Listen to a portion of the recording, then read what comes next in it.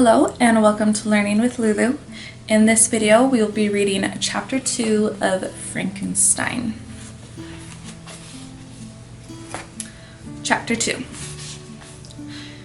We were brought up together. There was not quite a year difference in our ages. I need not say that we were strangers to any species of disunion or dispute.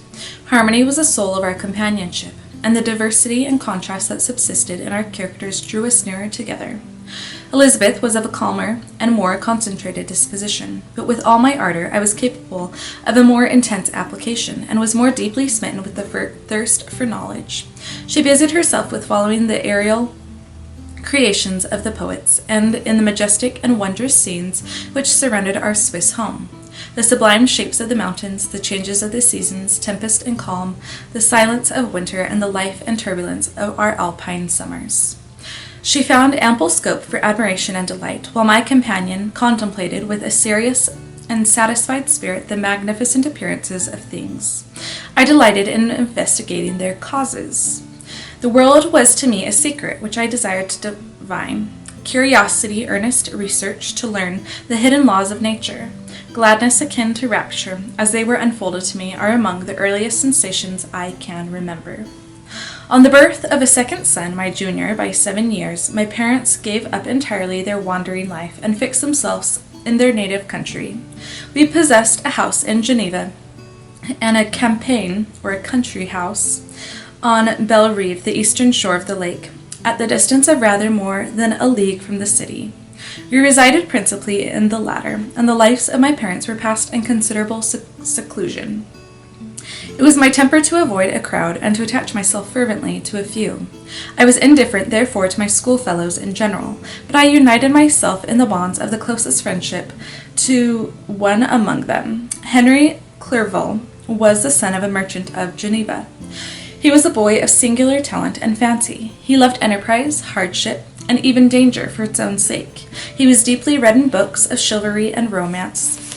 He composed heroic songs and began to write many a tale of enchantment and knightly adventure. He tried to make us act plays and to enter into masquerades in which the characters are drawn from the heroes of Roncesvalles, of the Round Table, of King Arthur, and the chivalrous train who shed their blood to redeem the Holy Sepulchre from the hands of the infidels. No human being could have passed a happier childhood than myself. My parents were possessed by the very spirit of kindness and indulgence. We felt that they were not the tyrants to rule our lot according to their caprice, but the agents and creators of all the many delights which we enjoyed. When I mingled with other families, I distinctly discerned how peculiarly fortunate my lot was, and gratitude assisted the development of filial love. My temper was sometimes violent, and my passions vehement, but by some law in my temperature, meaning temperament or constitutional frame of mind or disposition, they were turned not towards childish pursuits, but to an eager desire to learn, and not to learn all things indiscriminately. I confess that neither the structure of languages, nor the code of governments, nor the politics of various states possessed attractions for me. It was the secrets of heaven and earth that I desired to learn, and whether it was the outward substance of things, or the inner spirit of nature, and the mysterious soul of man that occupied me, still my inquiries were directed to the metaphysical, or, in its highest sense, the physical secrets of the world. Meanwhile, Clerval occupied himself, so to speak, with the moral relations of things. The busy stage of life, the virtues of heroes, and the actions of men were his theme, and his hopes and his dreams was to become one among those whose names are recorded in story as the gallant and adventurous benefactors of our species. The saintly soul of Elizabeth shone like a shrine-dedicated lamp in our peaceful home. Her sympathy was ours, her smile, her soft voice, the sweet glance of her celestial eyes were ever there to bless and animate us. She was the living spirit of love to soften and attract. I might have become sullen in my study, rough through the ardor of my nature, but that she was there to subdue me to a semblance of her own gentleness, and Clerval could aught ill entrench on the noble spirit of Clerval? Yet he might not have been so perfectly humane, so thoughtful in his generosity, so full of kindness and tenderness amidst his passion for adventurous exploit, had she not unfolded to him the real loveliness of beneficence, and made the doing good the end and aim of his soaring ambition.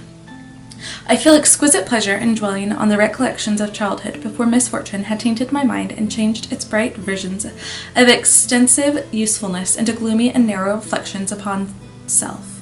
Besides in drawing the picture of my early days, I also record those events which led, by insensible steps, to my after tale of misery. For when I would account to myself for the birth of that passion which afterwards ruled my destiny, I find it arise like a mountain river from ignoble and almost forgotten sources, but swelling as it proceeded, it became the torrent which, in its course, has swept away all my hopes and joys.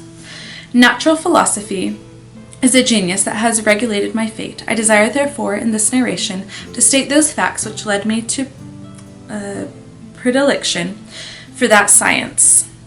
By natural philosophy, Frankenstein means what is now called natural science.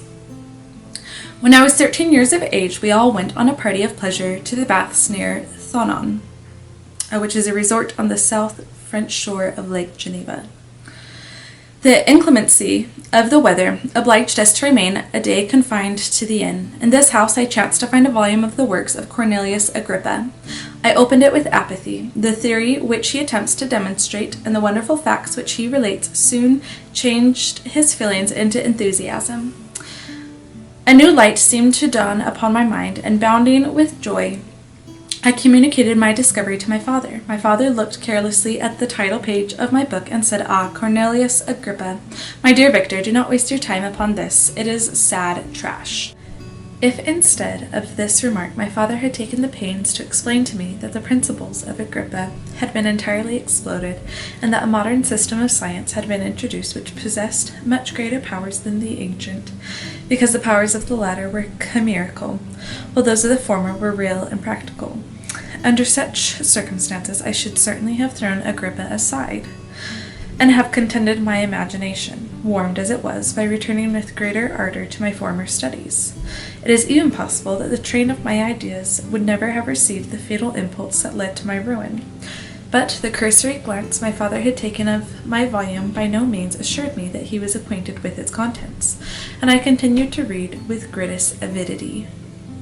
When I returned home, my first care was to procure the whole works of this author, and afterwards of Paracelsus and Albertus Magnus. I read and studied the wild fancies of these writers with delight. They appeared to me treasures known to few beside myself. I have described myself as always having been imbued with a fervent longing to penetrate the secrets of nature. In spite of the intense labor and wonderful discoveries of modern philosophers, I always came from my studies discontented and unsatisfied.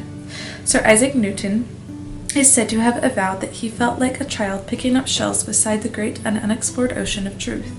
Those of his successors in each branch of natural philosophy with whom I was acquainted appeared, even to my boy's apprehensions, as tyros, or beginners or novices, engaged in the same pursuit.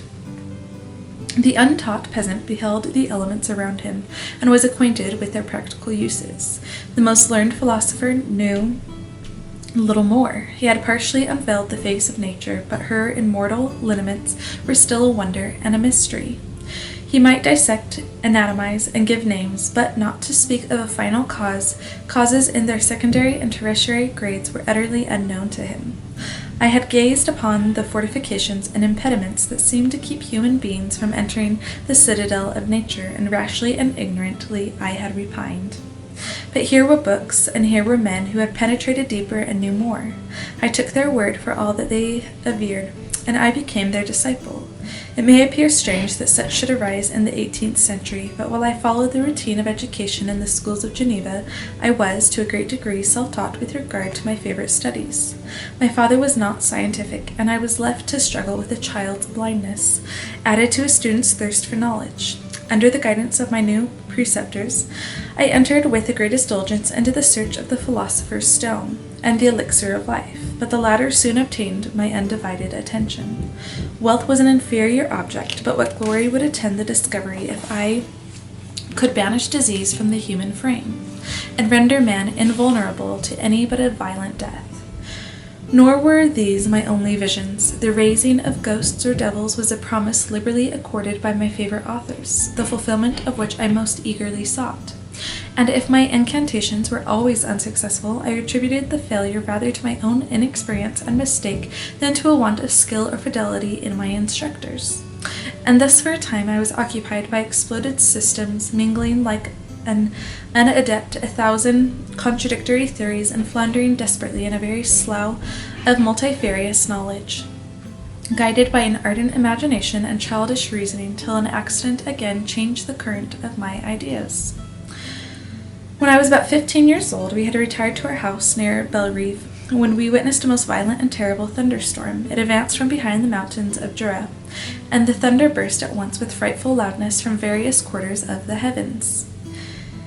I remained while the storm lasted, watching its progress with curiosity and delight. As I stood at the door, on a sudden, I beheld a stream of fire issue from an old and beautiful oak, which stood about 20 yards from our house, and so soon as the dazzling light vanished, the oak had disappeared, and nothing remained but a blasted stump. When we visited it the next morning, we found the tree shattered in a singular manner. It was not splintered by the shock, but entirely reduced to thin ribbons of wood. I never beheld anything so utterly destroyed. Before this, I was not unacquainted with the more obvious laws of electricity. On this occasion, a man of great research in natural philosophy was with us, and excited by this catastrophe, he entered on the explanation of a theory which he had formed on the subject of electricity and galvanism, which was at once new and astonishing to me. All that he said threw greatly into the shade Cornelius Agrippa, Albertus Magnus, and Pericles, the lords of my imagination, but by some fatality the overthrow of these men disinclined me to pursue my accustomed studies. It seemed to me as if nothing would or could ever be known. All that had so long engaged my attention suddenly grew despicable. By one of those caprices of the mind which we are perhaps most subject to in early youth, I at once gave up my former occupations, set down natural history in all its progeny as a deformed and abortive creation, and entertained the greatest disdain for a would-be science, which could never even step within the threshold of real knowledge. In this mood of mind, I betook myself to the mathematics and the branches of study appertaining to that science as being built upon secure foundations, and so worthy of my consideration. Thus, strangely, are our souls constructed, and by such slight ligaments are we bound to prosperity or ruin. When I look back, it seems to me as if this almost miraculous change of inclination and will was the immediate suggestion of the guardian angel of my life, the last effort made by the spirit of preservation to avert the storm that was even then hanging in the stars and ready to envelop me. Her victory was announced by an unusual tranquility and gladness of soul which followed through relinquishing of my ancient and latterly tormenting studies. It was thus that I had to be taught to associate evil with their prosecution, happiness with their disregard. It was a strong effort of the spirit of good, but it was ineffectual. Destiny was too potent, and her immutable laws had decreed my utter and terrible destruction.